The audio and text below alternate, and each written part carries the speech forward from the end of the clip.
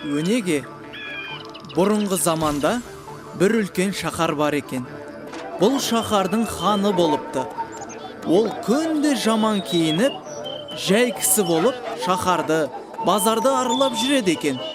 Күндерде бір күн хан базарды аралап келе жатып, басына бір кесек алтын, аяғына бір кесек алтын қойып жатқан бір адамды көреді.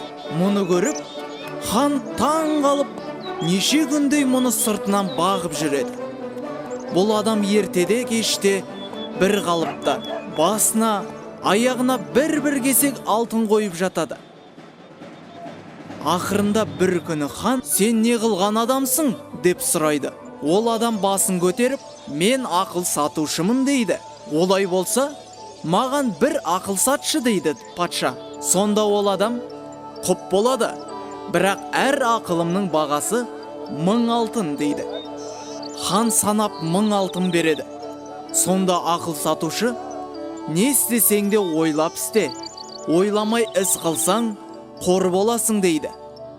Хан ордасына келіп, баяғы сөзді әрбір көзге түсетін жерлерге орамал дастарханға дейін жазып қояды. Күндерде бір күн хан шашын алғызатын болып, шаштараз алып кел деп бас уәзірге әмір қылады. Уәзір дереу бір шаштаразға барып, ертең келіп, ханның шашын ал деп бұйырады. Ертең ерте шаштараз ханның ордасына келе жатса, алдынан уәзір шығады. Ей, шаштараз, ханның шашын қандай ұстарамен алмақшы едің дейді. Шаштараз, тақсыр, күндегі ұстап жүрген жай ұстарамен аламын дағы. Жақсы ұстараны мен байғұс қайдан табамын дейді. Сонда уәзір, ей ақымақ, ханның шашын жай ұстарамен алуға болмайды. Мә, мына ұстарамен ал деп бір алтын сапты ұстара береді.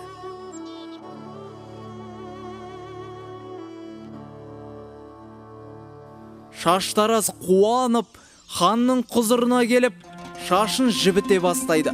Сол уақытта шаштараз, не істесең де ойлап істе, ойламай іс қылсаң, қор боларсың деп әр жерге жазылған сөздерді көреді де, ішінен, қой, уәзірдің ұстарасын қояйын, өзімнің үйренген жаман ұстараммен ақ ханның шашын алайын деп, уәзірдің алтын сапты ұстарасын былай қойып, өзінің ағаш сапты ұстарасымен ала бастайды.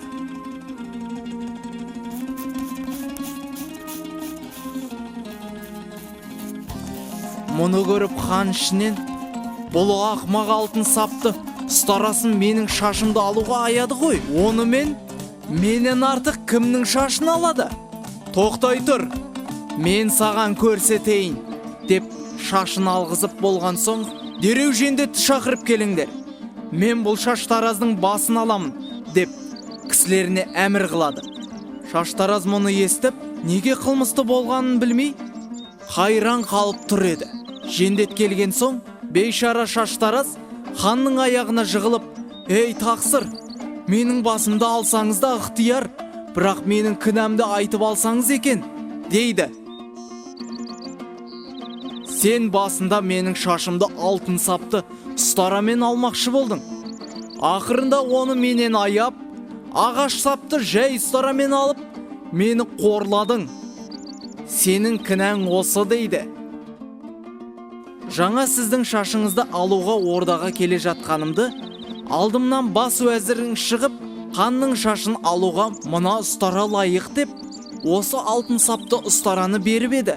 Мен сіздің шашыңызды жібітіп жатып, әр жерде жазылған не істесең де ойлап істе, ойламай іс қылсаң, қор боларсың деген сөздерді көріп, бұл уәзір берген ұстараның қандай екенін білмеймін. Ханға бір зиян келтіріп жүрмейін. Жаманда болса, үйренген өзімнің ұстараммен алайын деп ойладым. Шашыңызды ағаш ұстарамен алғанымның себебі осы еді дейді. Сонан соң хан бас уәзірін шақыртып алдырып, мынау ұстараны шаштаразға сен бердің бе? Деп сұрайды. Уәзір, мен бердім дейді. Олай болса, бұл ұстарамен уәзірдің шашын ал деп хан Шаштаразға бұйырады. Шаштараз уәзірдің шашын жібітіп, алтын ұстарамен бір сипағанда уәзірдің жаны шығып кетеді. Сөйтсе, бұл уәзір ханға қас екен. Соны өлтірмекші болып, ұстарасын зәрге суарған екен. Мұны көріп, хан Шаштаразға дән риза болады. Көп алтын, күміс сыйлық беріп, үйіне қайтарады.